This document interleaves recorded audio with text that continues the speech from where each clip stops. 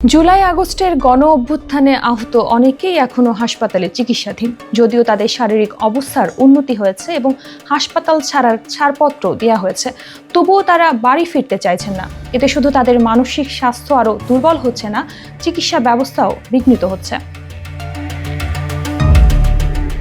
হাসপাতালে দীর্ঘদিন থাকার ফলে আহতদের মধ্যে দ্বন্দ্ব দেখা দিচ্ছে। একে অপরের সঙ্গে সংঘর্ষে জড়ানো ছাড়াও চিকিৎসক, নার্স ও কর্মীদের সাথে বাকতর্ক, এমনকি হাতাহাতির ঘটনাও ঘটেছে।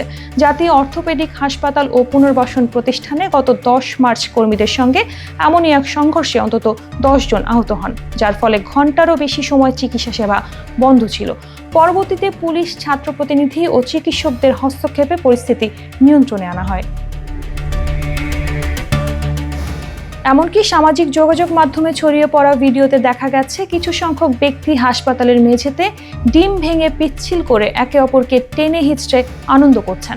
কেউ কেউ হাসপাতালে অবস্থান করে কেন্দ্রীয় শহীদ মিনারে গিয়ে মারামারিতে লিপ্ত হয়ে মামলার আসামিও হয়েছেন।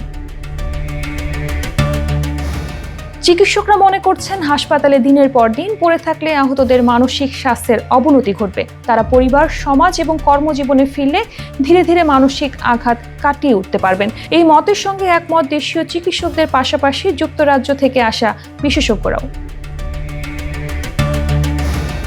তবে আহতরা হাসপাতাল ছাড়তে নারাজ। অনুসন্ধানে জানা গেছে, এখনো আহতদের চূড়ান্ত তালিকা প্রকাশ হয়নি, ফলে অনেকে আর্থিক সহায়তা পাননি। সরকারের ঘোষিত 3 ক্যাটাগরিতে সহায়তা পদ্ধতি নিয়েও তাদের মধ্যে অসন্তোষ রয়েছে।